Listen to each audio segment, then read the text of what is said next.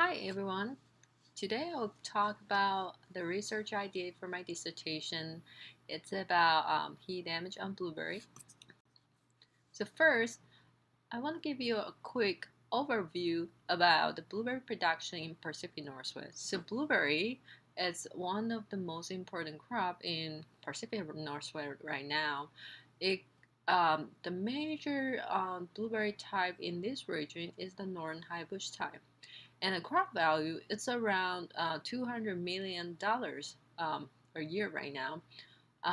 So for the major blueberry production region, here on the right hand side we have a map. It's western Oregon, eastern Washington and Oregon, and the northern part of Washington.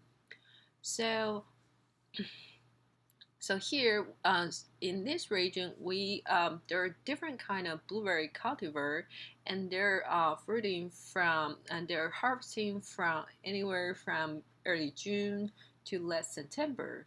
And then during this time of year, the weather in Pacific Northwest is pretty warm and pretty dry, and especially in the end of the summer, around late July and August, there commonly happens some heat wave event, and when blueberry, especially those late season variety that is exposed to this hot weather, the heat damage will happens, and every year there's around like $10 million of loss. So here are some common heat damage occur on blueberry, and these are the one we classify. So in blueberry, there's some necrosis. The berry it can happen on green and blue stage, and then we have spotting, wrinkling, shrivel, and then also for some time the berry didn't show a very obvious symptom, but they were just stay small and never turn blue in the end of the season, and this is called bad coloration. And another common symptom for blueberry is fruit softness, which is not very good for the shelf life. Okay, so when heat is a problem, there are several ways to for other horticultural crop to reduce the damage, like advance the picking, um, using the kaolin particle film, or using shade netting. But so far, most for either of these practice, there's some concerns, but and most effective and most promising way right now is using evaporative cooling for reduce the heat from blueberry.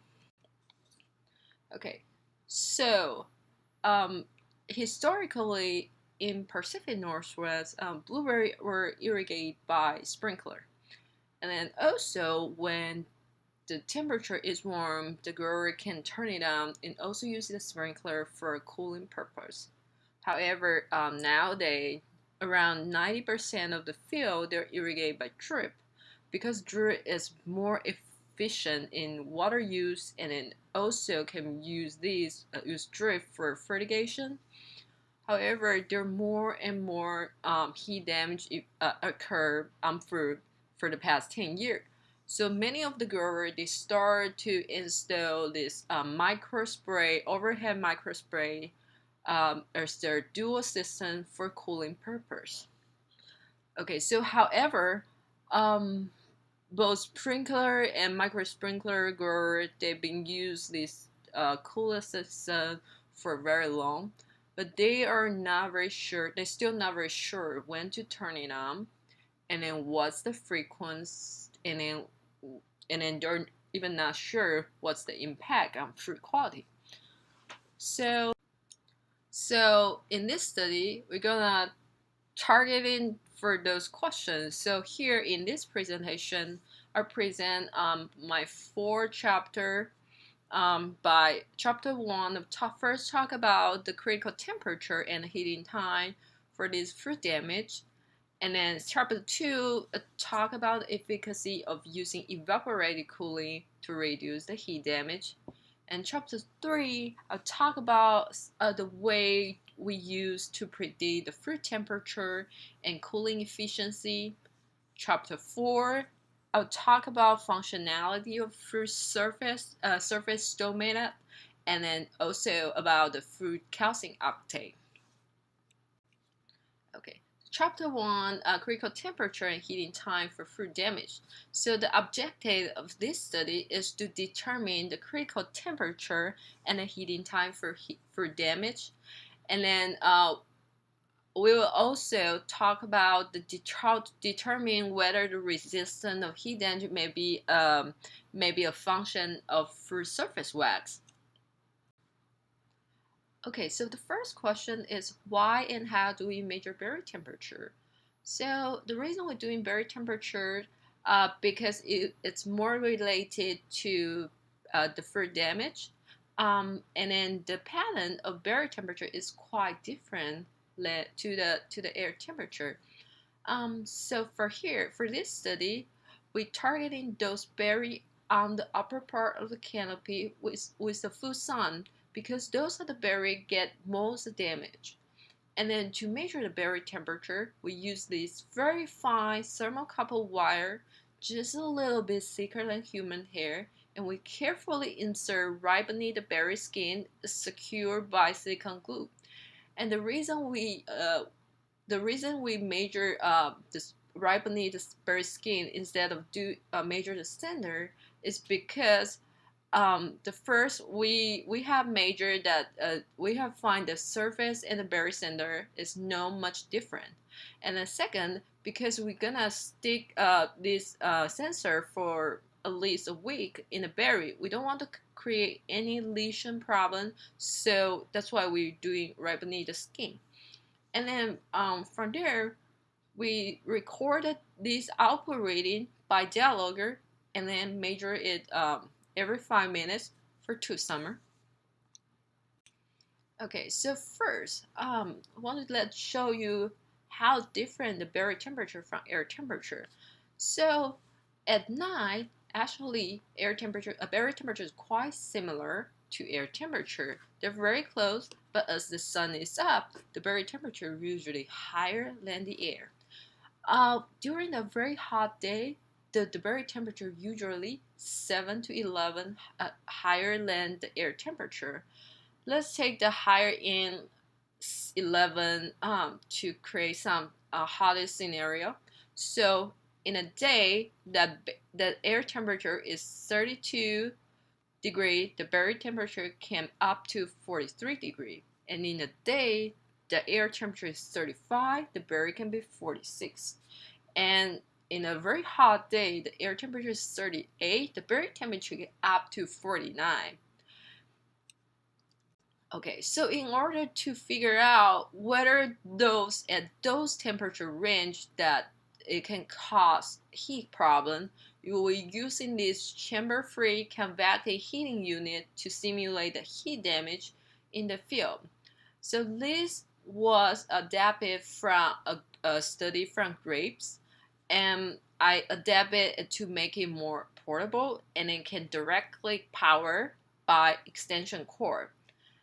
And the nice thing about this setup is super portable, so we don't need to we can move it to anywhere of the field. We don't need to use a gross chamber, and it is very simple to use.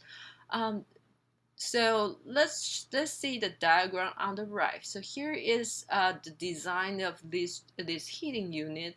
So on the upper part, there's a cup-like sink we were targeting to a berry cluster, and in this study, we choose those berry clusters have both blue fruit and green fruit because in this way we can monitor the change. We can monitor the change of both stages at one time. And so for this design, at the bottom part is a fan which can blow the air into this heater, and there will be a 200-watt heater controlled by dialogger. And once the air passes through the heater, a hot air will blow up and to warm out the berry to our target temperature.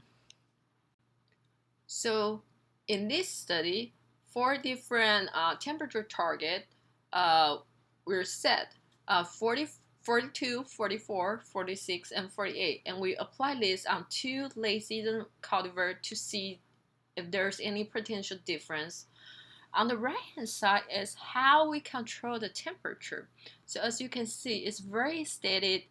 Once it reach our target is very steady, and then once it reach the target, we set it as a time 0, and then for every 30 minutes until 4 hours, we monitor the for each cluster we monitor how many berry develop heat damage. So by that we can estimate how much time it takes to causing the problem.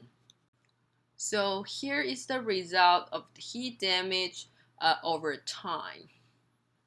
So on the top 2 is the green stage, and on the bottom is the blue stage. So when we look at this kind of graph, we want to see when did it happen and how severe it happened.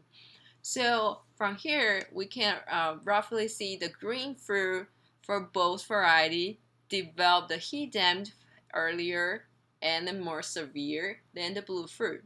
And then also, when we compare between these 2 varieties, we see Aurora develop more damage and then at a lower temperature than in Elliott. So from there, we can estimate the critical temperature for both varieties. So for Aurora, it will develop heat damage as low as 42 degrees in the green fruit stage for 2 hours. And then in blue fruit, it can develop heat damage at 46 degrees for 3.5 hours.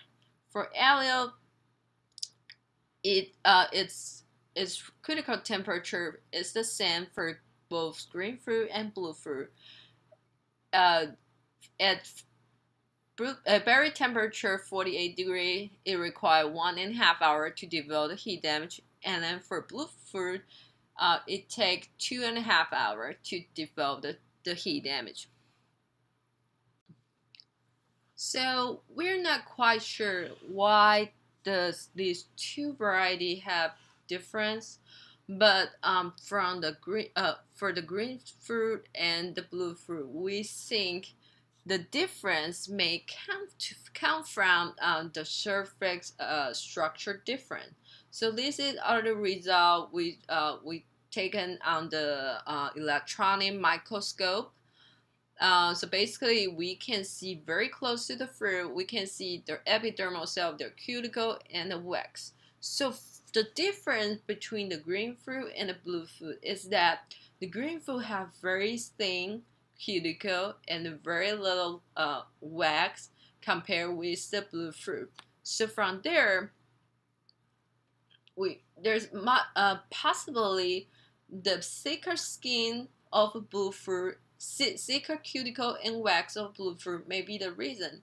And then also interestingly, we also have a result from the cuticle from the sun exposed to those berries in the shade, and the sun exposed fruit tend to have a thicker cuticle and wax too. So just a quick conclusion for chapter 1. So depending on the cultivar, the damage can happen in green berries within 1.5 hours to 3 hours at 42 to 46, and then 1 to 1.5 hours at 48 degrees. So berry at blue stage were generally more heat tolerant than the green fruit. And then this greater heat tolerance of blue fruit may due to the thicker cuticle and wax. Blueberry exposed to the full sun can reach its critical temperature 42, 46, and 48 on a day when the air temperature is 32, 35, and 38. Okay, so chapter 2 talk about the thermal cooling with overhead sprinkler irrigation system to reduce heat damage and improve fruit quality. So the objective of this study is to evaluate the efficacy of both sprinkler and micro sprinkler system to see if they can reduce berry temperature, prevent the heat damage, and improve fruit quality. And then also want to determine the amount of time and frequency to this cooling system should be round. Okay, so first we'll talk about the cooling with sprinkler. So in this study, I will have 3 treatment. So no cooling when the air temperature is greater than 32, cooling when the air temperature is greater than 35.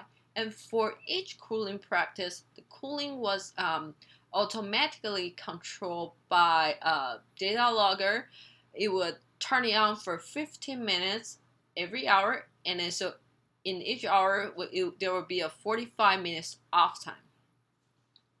So let's take a look first about on this graph. So this is a day that the air temperature, the gray line, is greater than 35 degrees. On this day, the berry without cooling is reached very close to around 40 degrees.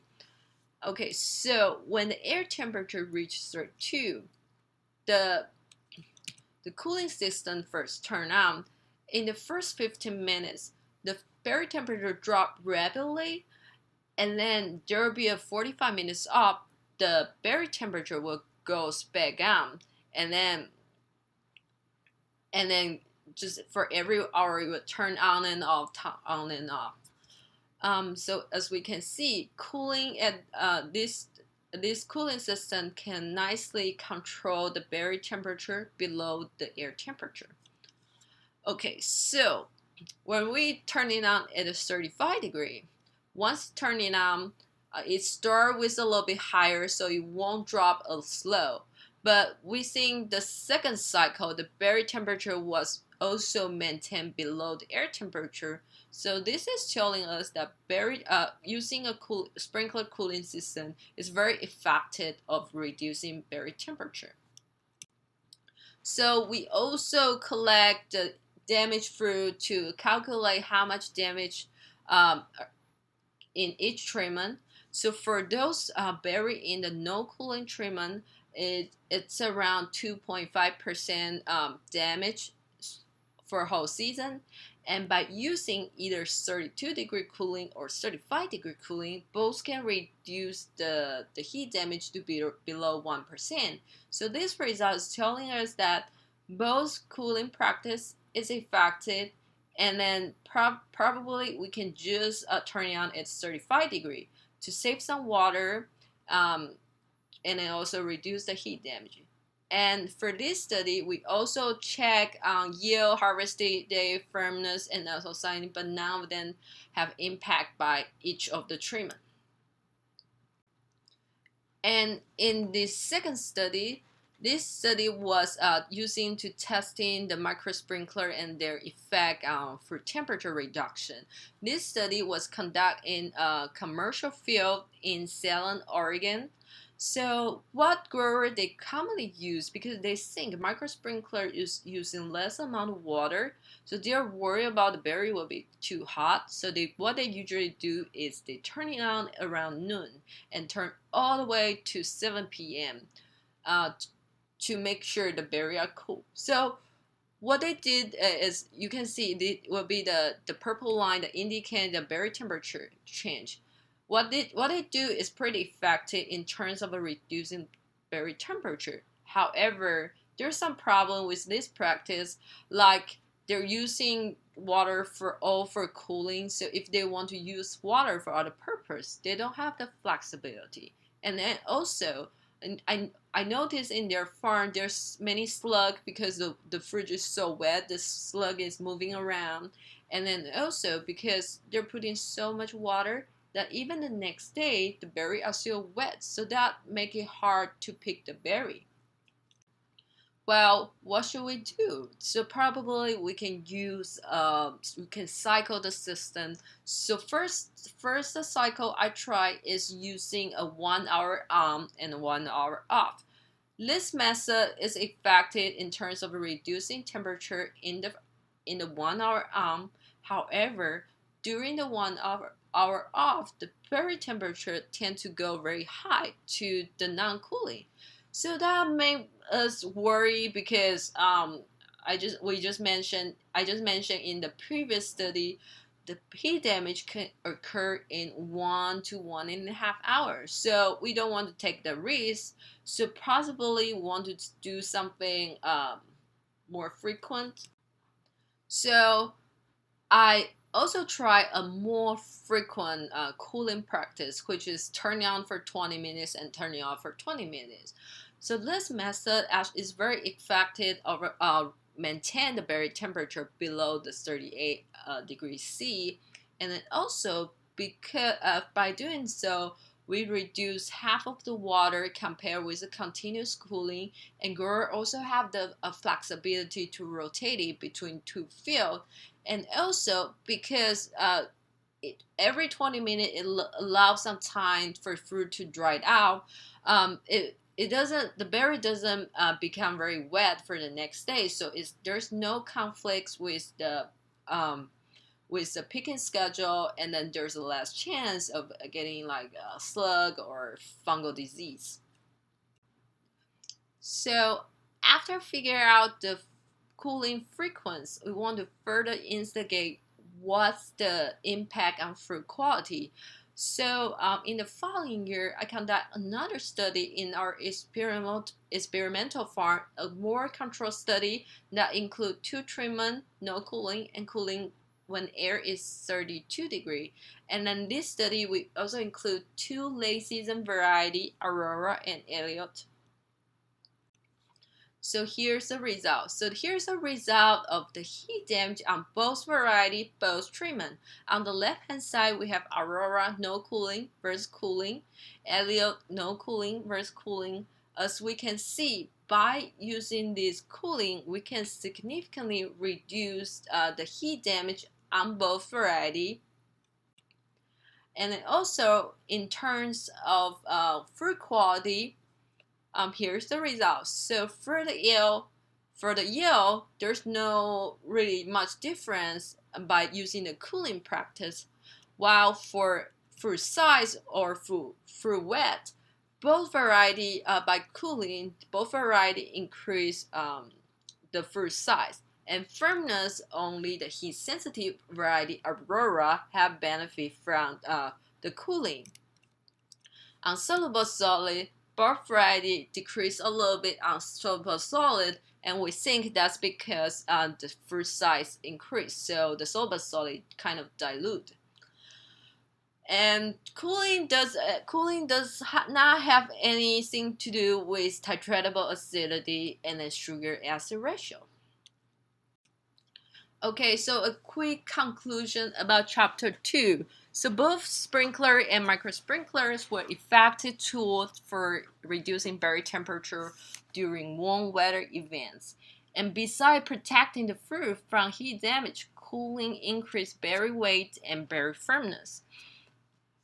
Cooling with short cycle will use 50% less water than continuous cooling, but still effective to maintain berry temperature below 38 degrees C. Cooling with short cycle can also prevent fruit from getting too wet, which can reduce the magnitude of slug and fungal disease. So for those heat-sensitive cultivar, we suggest cooling should be started at 32 degrees. For those heat-tolerant cultivar, cooling should be started at 35 degrees to save some water.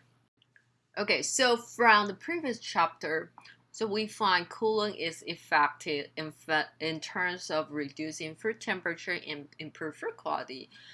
But when growers want to adapt this method, they don't have thermocouple or thermal camera to keep track or their berries.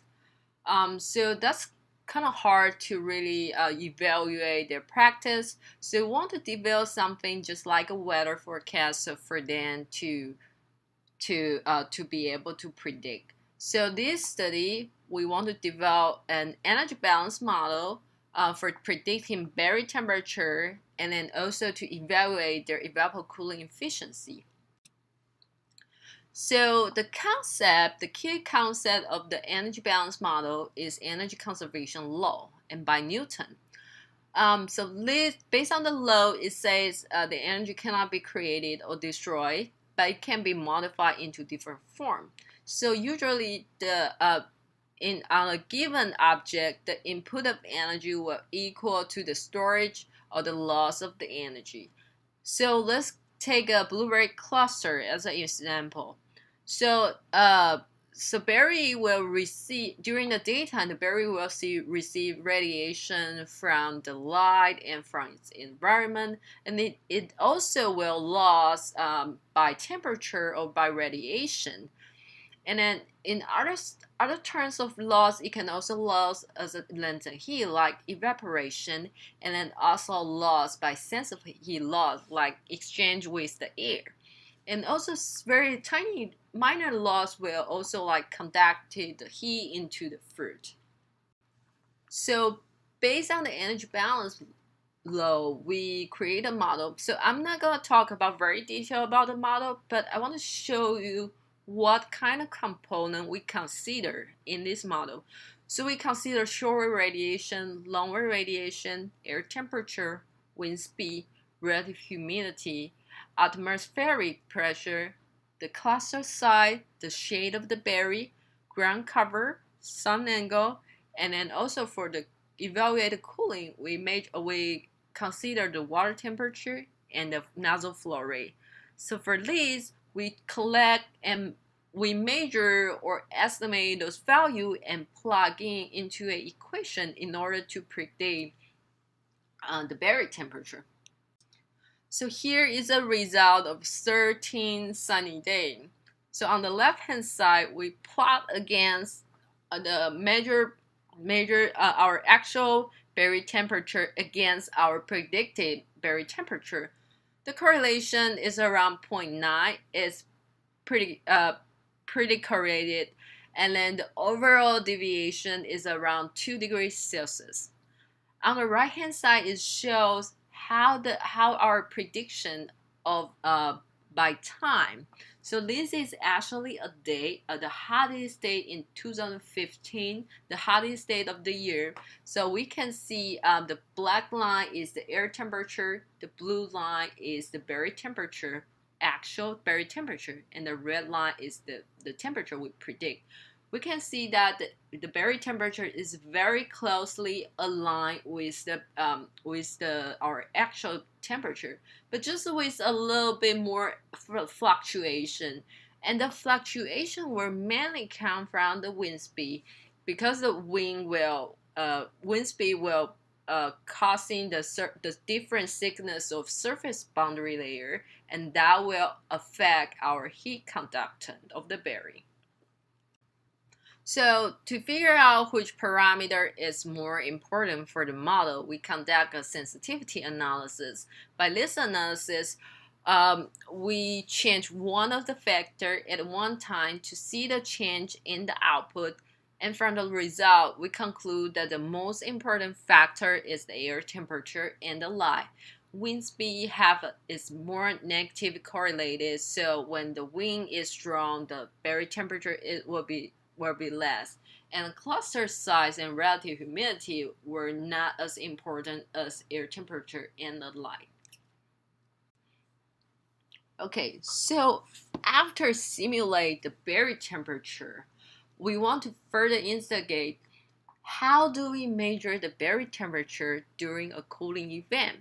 So here is an example of how it looks like during a cooling event. So the blue line is under a 15 minutes on, 45 minutes off cooling compared with no cool blueberry. So what we want to simulate is the fruit temperature drop due to the water, and then temperature rise after in the off time of the cooling. We want to be able to simulate those.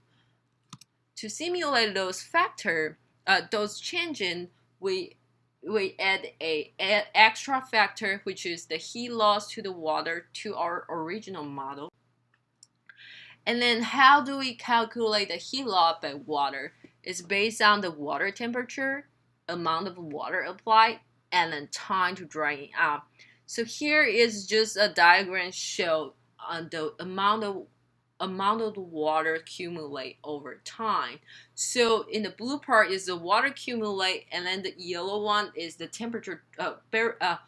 Water water start to evaporate, and the orange is the water that's still retained on the fruit. So by the amount of water accumulate, dry out, and retain, we are able to calculate the heat removal by water. So here's our result. Our results show the berry temperature during the cooling was very closely aligned with the prediction. So this is very excited, so we can simulate this during the cooling. Another cool thing about having a model is we can play with these different parameters to create different scenario. So we can play with the nozzle flow rate, water temperature, cooling frequency. Let's take a look of the example. So the blue line is our default cooling practice, cooling simulation. So in here, the blue line it's using 20 degrees C water. So we increase the water temperature from 20 to 25, and then the result is the red line. So as we can see, by using the hotter temperature, the cooling is not as effective, and this probably will be the case like using a well water versus using a surface water. So if the grower they only have surface water, they need to consider their cooling efficiency. And the other example is reduce the amount of the water they use. So in this case, we reduce 1/3 of the water use. So from the result, we can see like during the on time, the berry temperature was not as low as the default setting, and then during the off time, because it used less amount of water, so most of the water is evaporate from the fruit, so the temperature actually is very close to the non-cooling treatment. So the grower might need to consider if they have this kind of result, they probably want to cool more frequently. And the other type is we can use a different cooling frequency. We simulate the cooling, continuous cooling. So based on our simulation, once the cooling start, it can drop the temperature rapidly. But after the second cycle, the berry temperature is no longer dropping. So this is a result that we can show grower like by prolong the cooling time, it doesn't necessarily mean the berry temperature will drop to lower. So just a fact of this is another efficient way of doing this. Yeah. So the conclusion for chapter 3 is in this chapter, an energy balance model was successfully predict the fruit temperature based on the local weather measurement. And then this model can also predict the fruit temperature during cooling. The model can be also, in the future, the model possibly be used as a tool for making cooling decision and evaluating the best cooling practice. Okay, so here is the last chapter, chapter 4. The chapter 4 it's about the stomata functioning and its influence on calcium accumulation during fruit development. So this study is not directly related with heat damage, but this study is very important for fruit quality, especially in fruit firmness. So why calcium will related with fruit firmness? So in plants, calcium like to bind with pectin monomer. So it's kind of like a zipper. It can connect with those pectin in the fruit, and then forming a zipper-like structure to make the pectin more structured. For those of you who don't know pectin is those gel things when we make jam or jelly. So it's very sticky, and you can think of it like a glue. So with a stronger with the calcium, the pectin become much stronger, and which can make the interspace between the cell wall and the cell membrane much stronger, and also it can help to make the interspace between cells much stronger. So pretty much better, a stronger a stronger pectin means a stronger fruit firmness. So what if there's some deficiency on calcium? So when calcium is deficient, there's some problem will occur, like in apple, there bitter pit symptom, and in lychee, when there's calcium deficiency, will cause cracking. In tomato, it will cause blossom and rot. So you might wondering, so if calcium is deficient, why don't we just put some calcium fertilizer? Unfortunately, calcium is relatively immobile in plants, so it's rely on a lot on the xylem fluid, and then the xylem fluid will be driven by transpiration. So it's not really mobile. So what the grower they commonly do is they directly spray the calcium on fruit or on the leaf, and then for those fruit or leaf using the surface stomate to absorb those calcium. And for blueberry grower is commonly use the calcium spray to spray down fruit in order to increase. They want to increase the fruit quality. However, there's no much research about whether those stomate are functioning and what's the distribution over time. So the objective of this study, we want to evaluate the relationship between the fruit stomata functioning and the calcium accumulation during different stages of blueberry development. Okay, so in this study, I collect the fruit at 7 different stages of fruit development, and then in different stages, I monitor the fruit stomata distribution, and then stomata density, and then also measure the stomata conductance, because we want to see whether this factor will affect the fruit calcium uptake. So here's the result of fruit stomata distribution. So to do so, I took blueberry fruit, and then on top of it, I applied nail polish, and then to peel it off to observe under my light microscope to see the calcium distribution on different part of the fruit. So for a blueberry fruit, they usually have 3,000 to 4,000 stomata on top of the fruit surface, but most of them are concentrated near the callus or on the top of the on the fruit. Okay, so on the middle one, you can see it's very dense. You can see there's a lot of stomata on the top of the top region of the fruit. While this they only very concentrated on the top, because on the right hand side, if we zoom out a little bit, we can see us moving down to the upper middle part of the fruit. The stomata density decreased rapidly. And then if we go further down to the lower middle or to the bottom part of the fruit, there's almost no stomata. So in terms of the number of density, the highest number of fruit stomata density was observed petalophore stage on the top of the berry, and then it's around 100 stomata per millimeter square. So this number is relatively low compared with the leaf, which is around 500, so it's 5 times higher.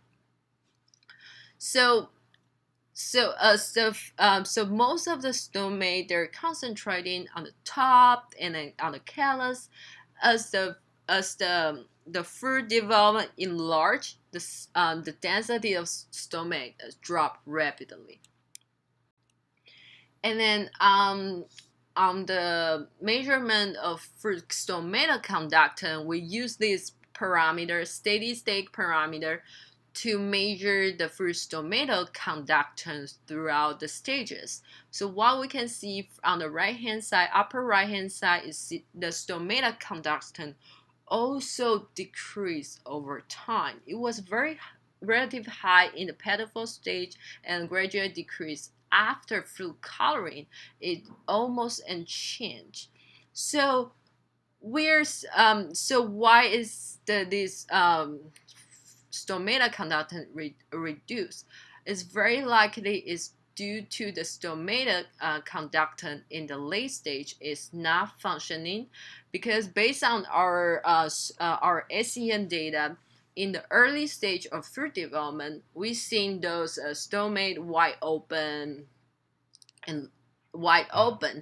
but as entered the full coloring stage, most of the stomata were covered by layer of wax.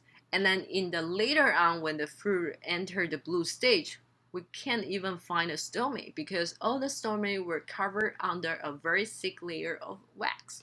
So because we've seen the fruit stomata stomata conductance reduced so low, and then stomata conductance is also very important with xylem fluid and then the calcium movement. We suggest it's very likely the fruit calcium uptake will decrease due to the low stomata conductance. And then when we see the result, it's actually matching what we expect. So we see the calcium accumulation was kind of increase in the very rapidly increase in the early stage of fruit development, but plateau after fruit coloring.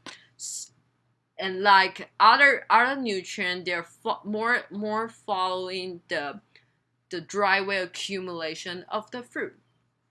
So from this result, we suggest the fruit calcium uptake will be close correlated with the fruit stomata functioning. So the conclusion for this chapter is reducing calcium uptake at a later stage of fruit development is due to the loss of stomata functioning. The majority of calcium uptake occurred during early stage of fruit development, and then practice that increase the fruit transpiration could also increase calcium uptake in the berries. Okay, so the overall conclusion for this study is first, in this study, we identified the berry temperature change in a day, and then we figure out the critical temperature and heating time for heat damage. And the second part of study, we developed a feasible evaporocooling practice to improve fruit quality and to save water. And in the third part of study, we're developing a forecasting system by using energy balance model for predicting fruit temperature and the cooling efficiency. And in the last part of the study, we understand the fruit stomata functioning and then the relationship with fruit calcium uptake. And then since fruit calcium uptake is so related to fruit transpiration, whereas we propose probably by using cooling to increase the fruit transpiration may also increase the fruit calcium uptake. And then that's all my presentation. Thank you very much.